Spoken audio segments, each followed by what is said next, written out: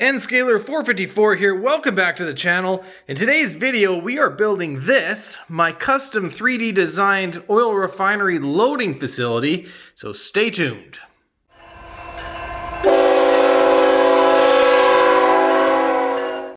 So as you can see, I have a whole ton of parts here. It took a long time to print them, and I'm hoping they all fit together because the unfortunate reality with 3D printing in resin is there's always going to be a little bit of shrinkage and warping.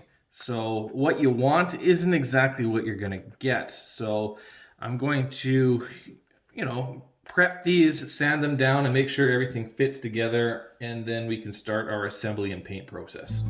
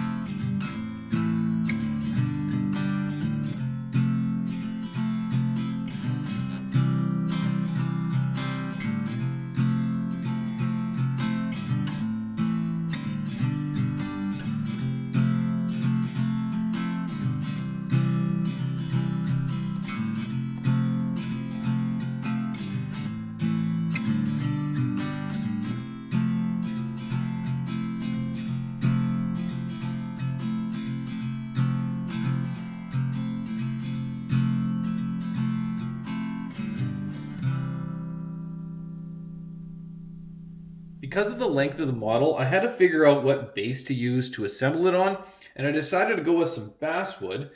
This is 1/8 by 2 inches by 24 inches long, which, as you can see, I cut to size. This is now 18 inches long. I drilled a hole in the middle for the wiring, and I drew some reference lines on here to keep it as centered as possible. The idea is, as long as I keep these between those lines, I should be good. So now it's a matter of trying to put it all together, and hopefully it fits, which is going to be a bit of a challenge because you can see there's quite a bit of warping that goes on, which is always a problem with resin prints, but we'll see how this goes. Well, unfortunately, this is not going to work. It's just way too warped and nothing is lining up and staying. So, I mean, it sure looks cool even in a weird state like this. But unfortunately, yeah, we can't use that. So I decided to print it all as one. And I don't know if that'll be better or worse, but we're going to give it a shot. And it's going to be sure fun taking it out of these sprues because, wow, that is a lot of supports. But we're going to paint it all together and then just highlight it and just take my time doing that. And hopefully this stays straight and it can all fit together. So let's get it out of here. So I think it turned out pretty good, actually. There's one little break right here, which isn't the end of the world. I think you can fix that.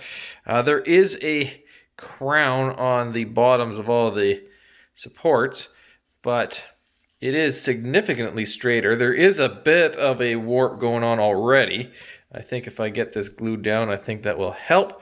Yeah, overall, I think it turned out not too shabby, and I think I can work with it. So I'm going to go ahead and do a little sanding and then some painting, and then we can start working on the fine details of it. And then, of course, I would have to print another one of these. So I think this is encouraging.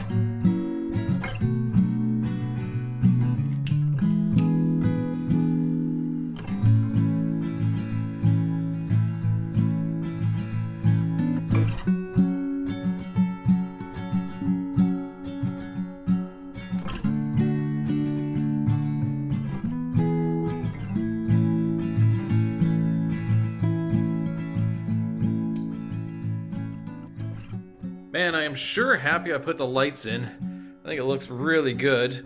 Though I did not anticipate the light shining through the roof, as the lights are pointing downwards. There's a few coats of metallic paint on the bottom. We got the gray resin, and of course the white paint on top, but they are shining through, and unfortunately I can't fix that now without taking it all apart, and I'm not gonna do that, so it is what it is, and I still think it looks really good.